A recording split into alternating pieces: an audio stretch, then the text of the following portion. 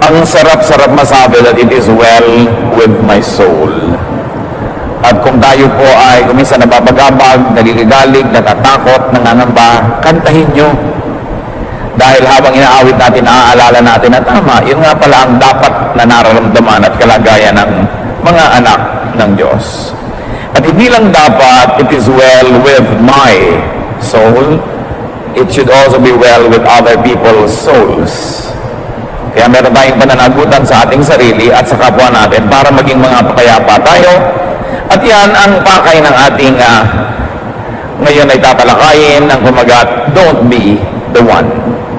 Galing ito sa walang kamatayang kasaysayan ng babaeng papatuhin sana pero hindi natuloy. It's an immortal story and we keep on drawing lessons and wisdom from this Jesus in action lesson.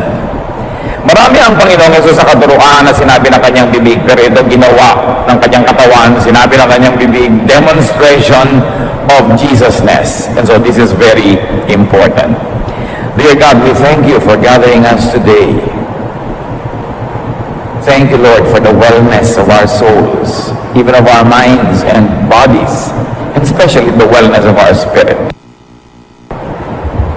We ask you now to quiet our hearts and speak to us.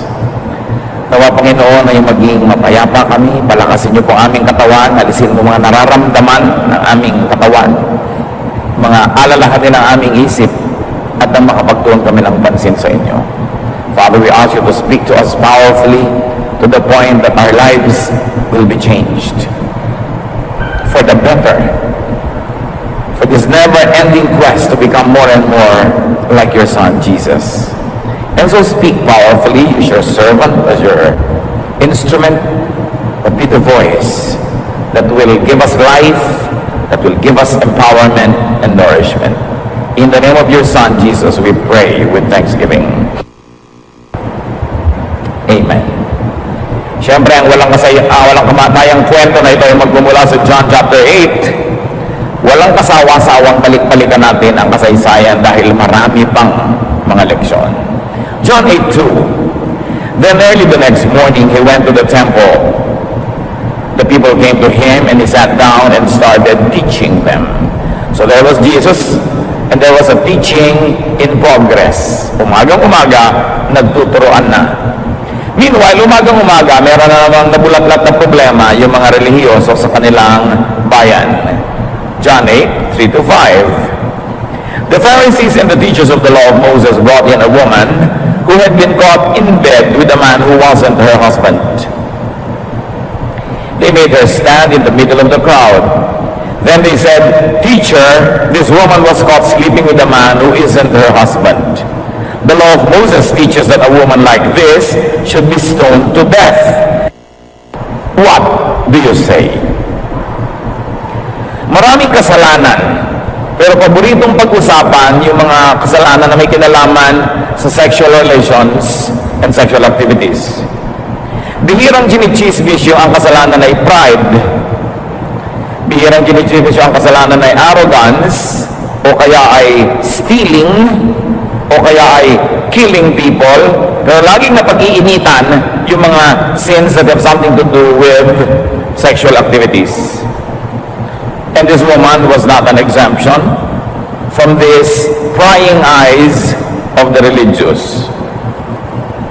So there was suddenly a law and a legal issue that was brought up. There was a personal act against that law. And that law had a definite prohibition and an accompanying punishment. Mahirap yung dinala nila sa Panginoon na kaso. Kasi yung kaso, malinaw na tinutukoy sa law of Moses. Sa kanilang mga traditions na ipinagbabawal ng batas na ito ang pakikiapid. So sabi, heto ang babaeng ito, huling-huli namin sa akto. Sabi ng batas ni Moses na alam nating lahat, dapat patuhin niya hanggang mamatay. Anong masasabi niyo? It was a very sensitive question for Jesus because now he has to side with or choose a side. The law or the lawbreaker. kanino siya kakatig o kakampi? Doon ba sa hindi matitibag na pader ng batas ni Moses na nakaukit sa bato? O para sa isang babaeng walang kalaban-laban, babae na nga siya, nahuli pa sa akto, wala siyang power, wala siyang kayamanan, wala naman siya maibibigay kay Jesus. So ano mapapala ni Jesus na kampihan siya? It was always safer to be on the side of what was accepted by the mob, the law, the tradition. So here was a choice between the powerful legal system that could also destroy Jesus if they wanted, or a powerless individual. The point between tradition and religion, or the civil and personal liberty of an individual. A choice between harsh legalism or tender personal accommodation. In other words, Jesus was being asked, your status as teacher, your career, your credibility, or this worthless woman's life, your doctrine of love and forgiveness. Alam nila kasi ang doktrina ng Panginoon a doctrine of forgiveness, accommodation, love, and nourishing of people. Heto yung ubod ng pagsik na batas ni Moses. A tribal law when Israel was just a tiny tribe and not yet a full nation. And it was hundreds or 1,000 years old by then. So ano ba ang papairalin? Ang isang pagkaluma-lumang batas na maaaring ayon at bagay sa isang maliit na tribal society, pero ngayon sa isang sophisticated full nation, ganun pa rin ba dapat ang pag-implement nun? But obviously they were implementing it. They had many women who were stoned to death because of this same offense. So what was at stake? What was on the table was the old or our way, or the new or your way, Jesus. That was the indirect question.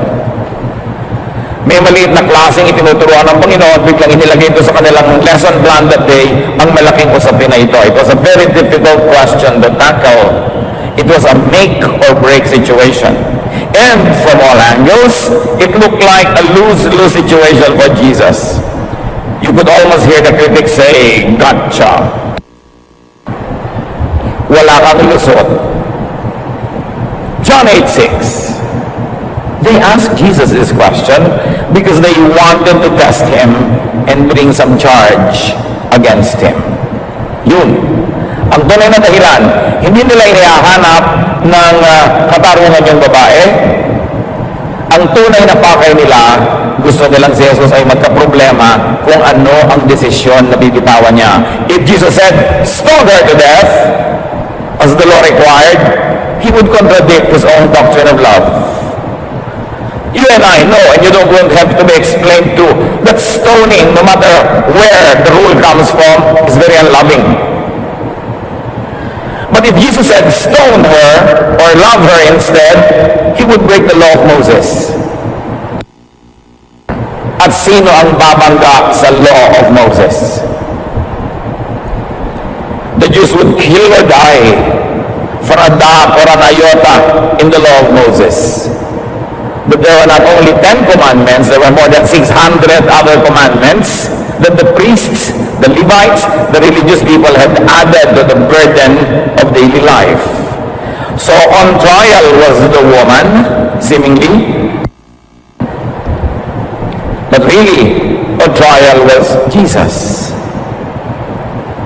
And more than that, on trial was the law of Moses and their tradition. And the question is, why has the law of Moses made these people very cruel? Anong uri ng relihiyon at pagkabiging religyoso ang magpapatigas ng puso ng mga mananampalataya na kayang-kaya nilang idiin at hingin ng kamatayan sa isang malagim na pagbato ng isang babaeng walang kalaban-laban? May babae pa naman na ambisyon na maging mangalon niya, mag-prostitute, maligaw ng landas.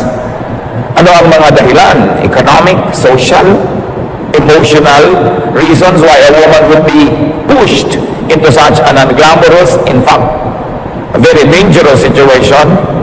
Wala sa kanila yon. Bakit sa kanilang pagiging relihiyoso ang naging bunga tumigas ang puso?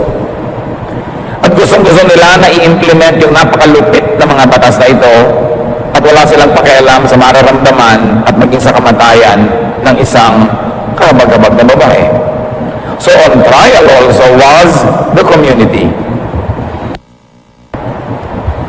Di nila sinadya, pero sa ginawa nilang yon, ang lahat ngayon ay nasa sakdal at ang lahat ngayon ay nililitis. The story sounds so remote, and yet it is not. Because the same story happens in our lives today. This woman could be anybody in the church, or in our community or family. Maybe a male, a female person, a young or an old person, whatever the crime. But somebody will say, this person has broken the law. And let's not talk about legal law now, because legal law is separated from moral law. Let the legal systems take care of themselves. Pero sa church, machichismis, si sister ganon, nakita ko sa mall, may kaakpay. Si brother ganon, nakita ko sa dilim. No? Si ganito, si ganyan, may ganitong kwento. Nangyayari pa rin yan. And Jesus and His doctrine is put on trial again. What would Jesus do if Jesus was present when accusations today are being discussed and heard? Also on trial is not only the law of Moses or the Old Testament, but then the New Testament also. Remember, ang scripture ng mga taong ito nung panahon na naganap yung kwento ay Old Testament lamang, mostly the law of Moses. Hindi pa nasusulat man yung New Testament. So kung gaano tayo ngayon ka-devoted sa New Testament, kung gaano tayo ka-believe dito, ganoon sila ka-believe doon sa law of Moses. And yet, did Jesus implement what the scriptures of their time said should be implemented? Yun nga ang gustong maging butas sa kanya ng mga nagsasakdal. Dahil halos natitiyak nila na hindi ipapa-implement ni Jesus yun. Dahil nga sa kanyang teaching of love and forgiveness. Pero pag hindi pina-implement, Jesus could be accused of not obeying scripture. Ang appreciate natin mga kapatid for discussion sake, kung gaano katindi at kabigat ang Old Testament na tinatawag natin ngayon, nung panahon nila, ngayon, Old Testament and New Testament combined, yun naman ang mabigat at matimbang sa atin. That's why many people will accuse the brother or the sister on premise of one verse. Sasabihin nila, sabi ng verse na ito, hindi yan dapat ginagawa. Bakit ginagawa ni brother ganon? Sabi ng verse na ito, dapat siyang itiwalag, dapat siyang yun ang kasi, hindi ka naman pwede mambato na ngayon to death. Nag-iba na ang panahon. Dapat siyang parusahan. Dapat siyang i-treat as an unbeliever. Sabi ng ganitong verse. At naniniwala ang lahat sa verse na yun. Pero ang tanong, what would Jesus do if he was present? Will he implement harsh verses? Like, would he implement the law of Moses? And of course, the community then is the equivalent of the church now. So the same trials happen, the same accusations, and Jesus, who never changes, must be heard. Ano ang gagawin niya? So there was suspense. They thought that they had brought Jesus between a rock and a hard place. John 8:6. But Jesus simply bent over and started writing on the ground with his finger. Another lesson. Another demonstration. He did not answer hastily. May lesson agad para sa atin mga kapatid eh. When asked maliciously, do not answer too soon. Sa ating buhay. Si Louis XIV, the son king of France, was famous for always saying, I shall see. Pag may nagsusumbong sa kanya, wala pong gagawin niya laban sa sinumbong ko, I shall see. May nangihingi sa kanya, o ibibigay niyo na po ba sa akin, I shall see. Hindi siya nagde-decide agad dahil mahirap umatras. So delay opening your mouth and do something wise. John 8:7-8. kept on asking Jesus about the woman. Finally, he stood up and said, "If any of you have never sinned, then go ahead and throw the first stone at her." Once again, he bent over and began writing on the ground. Jesus did not judge the woman. Hindi siya sumagot sa tanong na babatuhin ba o hindi. Pag sinabi niyang batuhin, okay tama na, di ba wala yung teaching mo on love. Pero pag sinabi niyang hindi, you don't follow Moses, you don't follow the verses, you are not a good religious person. So by not judging, there was no fight with the woman or what she was even accused of.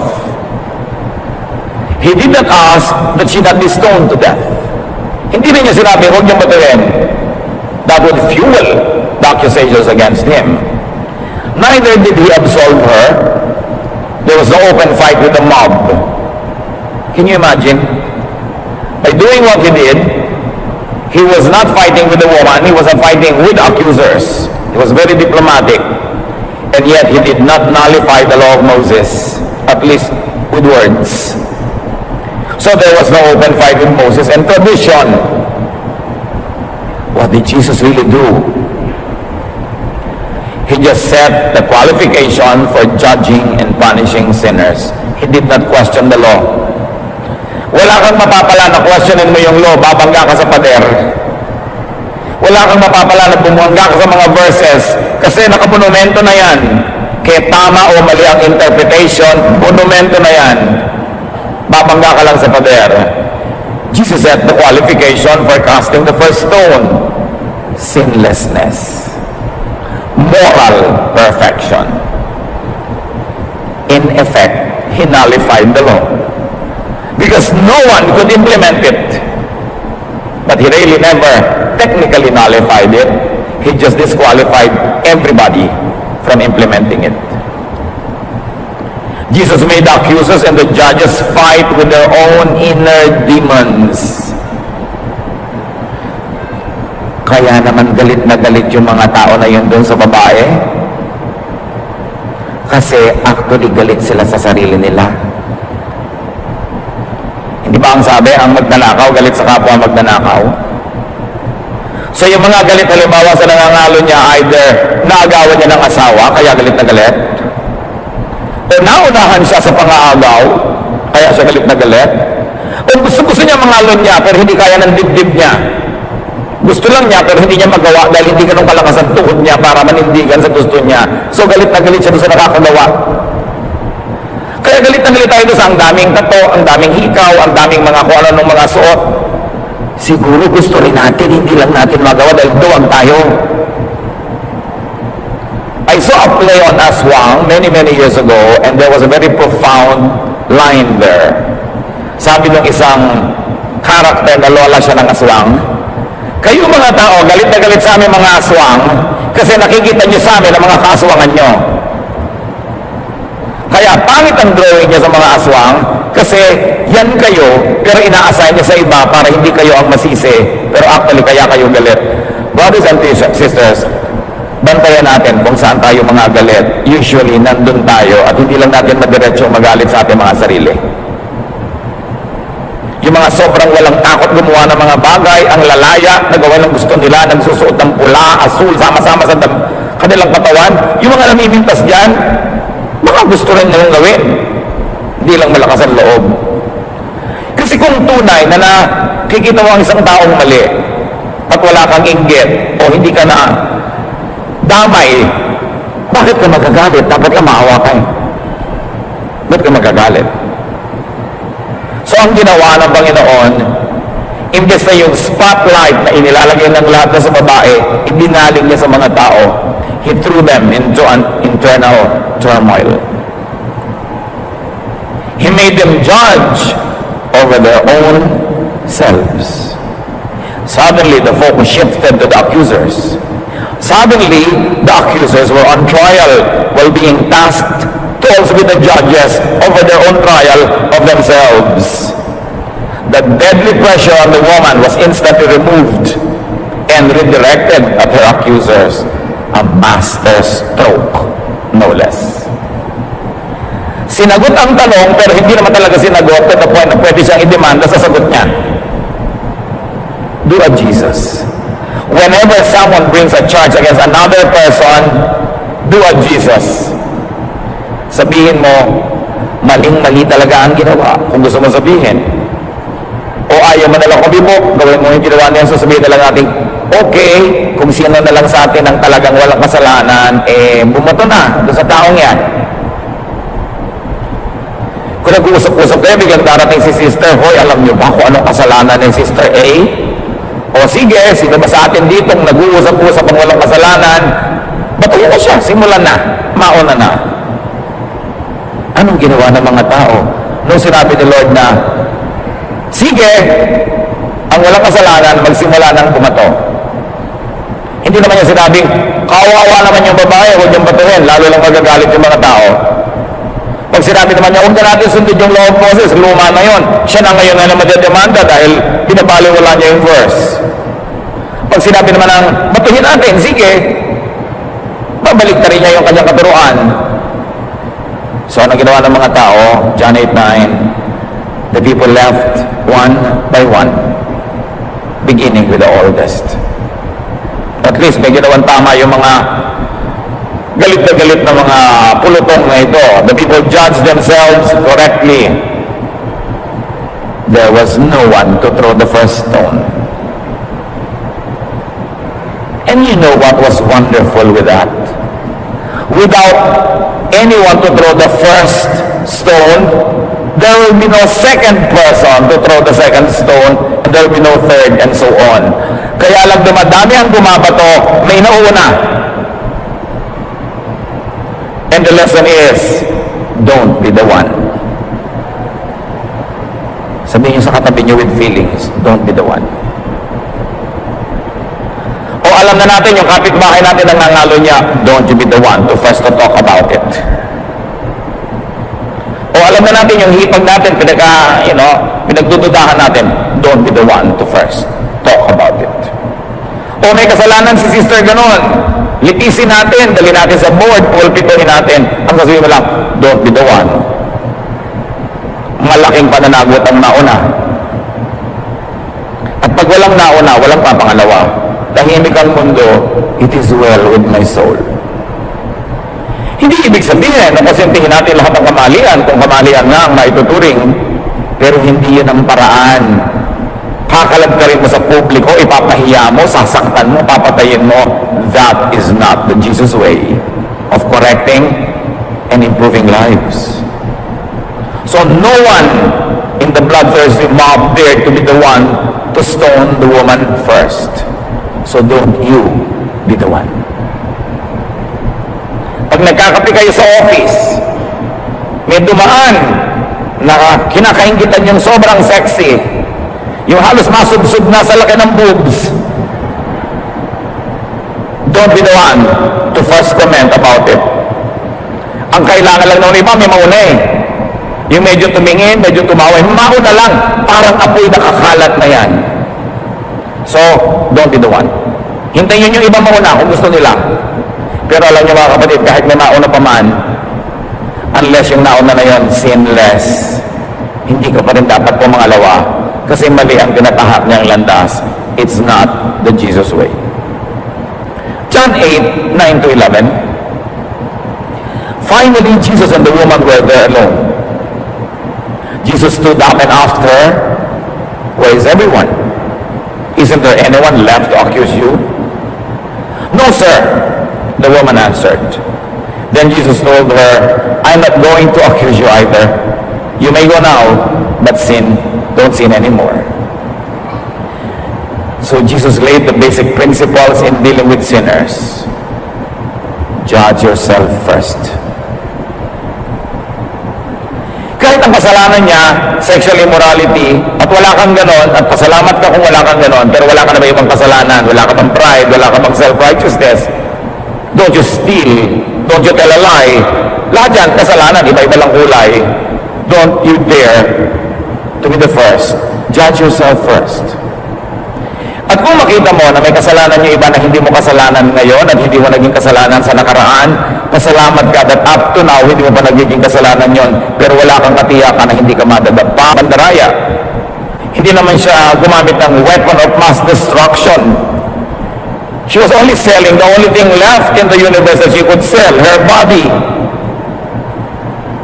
She did not murder. She did not steal.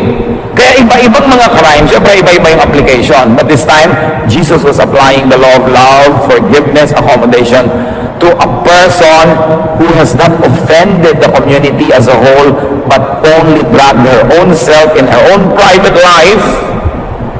If it was a private romance or a private practice of her profession, it was a private sin. Minalaki lang, ginawang public ng mga tao. So, kanya-kanyang application kung ano-ano ang bigat. Pero ano talaga? Bakit hindi in-implement ang commands ni Moses? John 13, 34 to 35. Jesus speaks, "But I am giving you a new command. You must love each other just as I have loved you. If you love each other, everyone will know that you are my disciples." There is now a new commandment. It has been there since Jesus, therefore 2,000 years old na ang commandment na ito. Sabi niya, "I'm giving you a new commandment. Forget all the other commandments. This is the commandment I am replacing everything with. Love one another." You want to be known as my disciple? Don't be known na masungit ka, na mahigpit ka. Don't be known na conservative ka. Be known for your love. Na-internalize ba ito ng church? Apparently not. Kasi ang mga tao ngayon, nagka-problema. Naalaman mo yung anak mo, siya pala si Batman o si Darna. Sasabihin na tatay agad, anong sasabihin ng church? Yung asawa mo, biglang nagkamali, nagtaksil sa'yo, ang issue agad, baka malaman ng church. Pag may nagawang kasalanan na isang tao, ang paproblemahin agad, baka tayo mapulpito, baka tayo ma-bulletin board, baka tayo madisiplina, di ba ganon? So, in times of troubles like this, in times when people fall, especially morally, and especially in sexual issues, ganun pa rin ang tao ngayon, doon pa rin galit na galit sa sexual issues. When times of one's fall, a church member's number one problem is the church. Yun ang pinaproblema agad. Baka malaman ni elder, gano'n, baka malaman ni pastor. Yung mga iba nga, naninigarilyo lang, nakatalikod, biglang kumarap ka, ikaw yung pastor, kulang lang lulo ninyo sigarilyo eh. Dahil anong sasabihin ni pastor, dahil may garilyo ako? Pag ang tao may mga lapses at active church member, bumagsak siya, nalaglag siya, nagkaroon siya ng kasalanan, hindi niya iniisip yung church as where I can take refuge, where I can get help, where I will be loved and understood and cared for. No, natatakot siya sa magiging judgment ng church sa kanya. Bakit pa may church kung ganun? Kaya sabi ni Lord, there's a new commandment, it's a commandment of love. Hindi ang commandment ng pangungunsite. You don't judge, but neither do you condone. Hindi ka naman nangungunsinte, pero huwag ka mag-judge, huwag ka mag-condemn at huwag kang mambato. Malay mo naman, kaya pala nagkakaganon yung tao, kulang lang sa love, kulang sa guidance, kulang sa support. And before you judge a prostitute, itanong mo muna, ano nagtulak sa kanya, ba't siya nagkaganon? Meron ba naman batang babae na bata pa lang ang ambisyon niya? Siyempre maging stewardess, maging beauty queen, hindi maging prostitute. Pero may mga nasa sadlak sa ganon kahit nila ayaw. Inuunawa ba yon? O pinag-uusapan? Yan talaga ang isang malaking hiwaga, mga kapatid. Yung church na nagmamahal dapat, yun ang nag-judge pag nagkamali ka. Kaya doon ka number one nagtatago eh. Para bang pupunta ka lang sa church pag perfect yung buhay mo, pero pag may mga mali-mali na magtago-tago ka muna dahil makakapag-usapan, yun ang dapat ituwid. And the church only has to go back to the teaching of Jesus. You go to church to love and to be loved. Not to judge and be judged. And this will stop only if people obeyed the now only commandment of Jesus, love one another. Kasi bakit mo sabi ng Ephesians, sabi ng Corinthians, sabi, teka, di ba sabi nga ng law of Moses, batuhin, hindi nga ipinabato ni Lord eh. Sino ba dapat ang manaig? Yung ipinakalinaw-linaw na example ng Panginoon o mga verses na may mga specific context, specific recipients, specific situation, and specific efficacy. Universalize kasi natin lahat yung mga utos. And yet, the same people who will insist on stoning people to death, eat shrimp. Alam niyo ba na ipinagbabawal sa Leviticus na kumain yan? Lalo na kung bagoong, di ang dami nun. The same people na i-insist, hindi pwede yan, kailangan ipulputahin, kailangan itiwalag, they eat pork. Ang linaw-linaw naman na hindi pinapakain yan.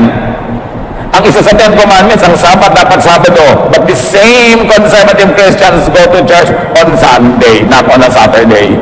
Bakit may mga kautusan na kaya nilang talikuran at lulunin, pero merong ipinagpipilit ang i-implement? Usually may kinalaman na naman sa sexual activity. The same vice just keeps repeating.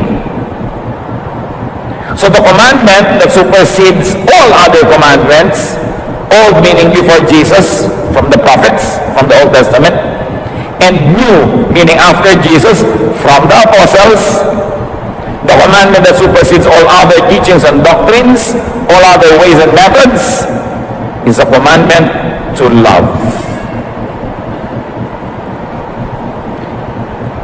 Ipinakita ng Panginoon, law of Moses, hindi in-implement dahil may bagong law of love.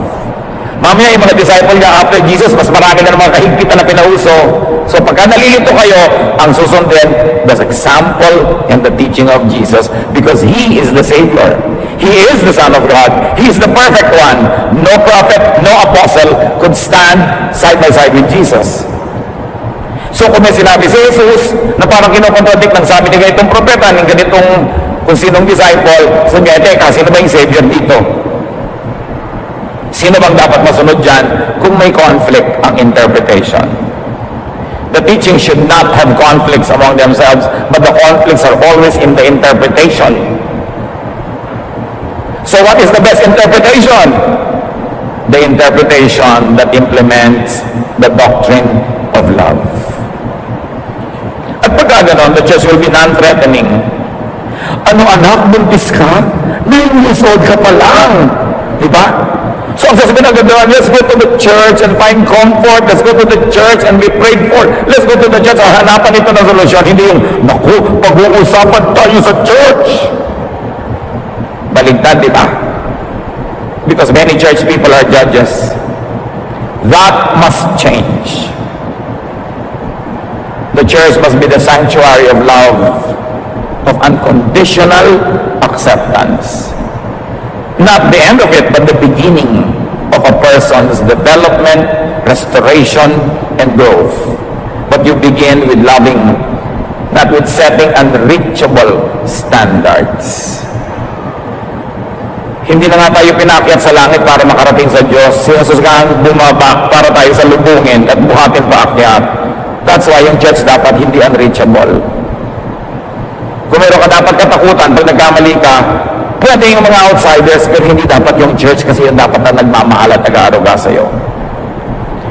Jesus is the measure of all things. And love is the greatest. Sabi nga yan sa 1 Corinthians 13, nabasahin ninyo, homework, reviewin ang napakagandang mga katuruan tungkol sa pag-ibig. But Paul says, all glorified religious and spiritual gifts and accomplishments are nothing without love. Pag-ibig pa rin ang lahat-lahat. At sabi ng 1 Corinthians 13:13, for now there are faith, hope, and love. But of these three, the greatest is love. Not doctrine, not discipline, not verse, not the law, not stoning people to death. The greatest is love. So stone, will you stone somebody? Don't be the first to do it. Will you love? Yes. Because Jesus says, God is love. You will be known as my disciples, not for your great memory of Scripture, although that is nice to have, not for your strictness, not for your Victorian and Puritan stand on everything, but for your love. Romans 12 then, love each other as brothers and sisters, and honor others more than you do yourselves. Honor others, hindi lang sinabi honor the honorable. Honor even those you think are dishonorable. We owe it to ourselves to honor one another.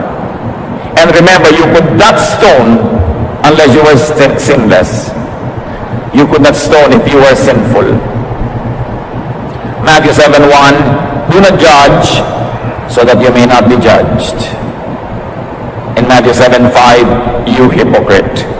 First take the log out of your own eye, and then you will see clearly to take the speck out of your neighbor's eye. So, why stone sinners? Why talk about sinners? Remember, you could love sinners even if you were sinful. Hindi ka pinagbabawalang umibig, pero pinagbabawalan ka mag-judge.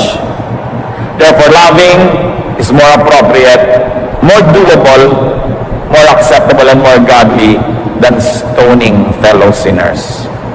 In fact, the more sinful you are, the more you should love. Don't burn the bridge over which you too must pass. At sabi sa Proverbs 10:12, love covers all offenses. Di ba mga magulang, dahil mahal niyo ang inyong anak, kahit ano nga pagkakamali niya, nahahanapan niyo na excuse eh. Kaya pagka anak mo nga yung laging hindi makasama sa school, ang tawag mo doon, slow learner. Di ba? Kasi anak mo yun eh. Pag anak mo yung nababalot ng galis, allergy. Anak mo kasi. Pero pagkaiba, ang tawag mo doon, buning baligtad, butlig, galis. Di ba? Pero pagka anak mo, may allergy ang anak ko. Anak mo kasi. Kasi mahal mo. Hinahanapan mo ng lunas, hinahanapan mo ng dahilan. Paano tayo hinihilig ng Diyos? Hindi natin alam yan kasi hindi tayo Diyos. Heal, to solve, and to set this person on his or her feet again to have a new life. Don't ever be the one to judge. You have no right. And you will only go deeper into your own judgment of yourself. Ito lang naturo ni Jesus ay ito ang dibdibin natin. I-preach kaya linggo-linggo, 52 Sundays a week, a year. Kasi ito ang alam na alam natin, pero laging nakakalimutan. Ang bilis natin mag-judge, ang bilis mag-usap-usapan, magkwanto-kwantuan, ang bilis bumato. So remember this title lagi ha? Ano sasabihin niya sa inyong katabi? Ulit. Don't be the one. Huh? Hindi pinapaulit ang 1 Corinthians 13. Don't be the one. And especially tell yourself, every time in the morning when you face yourself in the mirror, you say, don't be the one. This morning, when I go to my friends, I won't be the one to begin a judgment proceeding. Tonight, when I go to the prayer meeting, I won't be the one to first talk about sister ganon and brother ganon. Don't be the one. Jesus hates it. Love instead, because love is the greatest. Ama namin, ipaalala nyo nga po sa amin na si Jesus na aming tagapagligtas ang dapat sundin, hindi kung sino-sino. Na yung turo niya sa pag-ibig ang mangingibabaw, kahit ano pang verse o ano pang doktrina, because it is the new commandment that was given us. Turuan niyo kami na mag-contribute, Lord, sa atmosphere para yung church maging loving, caring, nourishing, instead of judgmental and harsh and cruel. Turuan mo na habang nagiging religyoso kami bumabait, hindi nagiging masungit, maunawain, hindi mapaghusga, tulad ng Panginoong Jesus. Pagbulay-bulayan natin itong mga kapatid at lalo na sa ilang saglit ng katahimikan, hihingi natin ang tawad kung meron tayong hinuhusgahan. Napakadaling makalimot at maging mapaghusga. Pero laging tinitingnan ng Panginoon ang ating puso. Huwag kayong bumato ng batong babalik din sa inyo dahil makasalanan din pala tayo. Dear God, teach us to be sensitive again